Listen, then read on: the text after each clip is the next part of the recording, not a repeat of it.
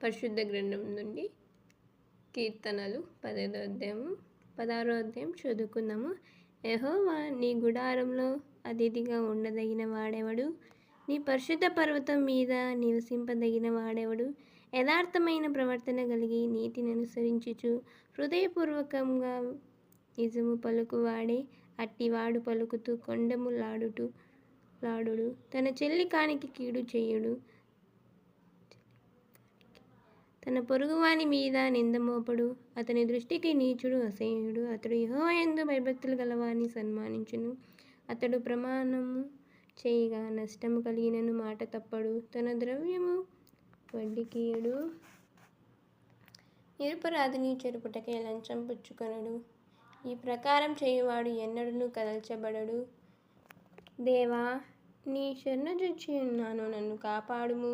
నీవే ప్రభుడవు, నీకంటే నాకు క్షేమాధారం ఏదియూ లేదని యెహోవాతో నేను మనవి చేయుదును. నేను ఇలాగందును: భూమి మీదున్న భక్తులే శ్రేష్ఠులు, వారు నాకు కేవలం ఇష్టులు. యెహోవాను విడిచి వేరొకరిని అనుసరించు వారికి శ్రమలు విస్తరించును. వారర్పించు రక్తపానీయుల అర్పణ నేనర్పింపను. వారి పేర్లు నా పెదవులనెత్తును. యెహోవా నా స్వస్థ భాగము, నా పానీయ భాగము. నీవే నా భాగమును కాపాడుచున్నావు.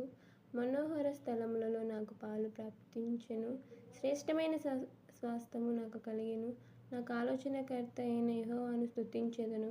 రాత్రి గడియలో నా అంతరింద్రియము నాకు బోధించుచున్నది. సదాకాలము యెహోవా యందు నా గురి నిలుపుచున్నాను.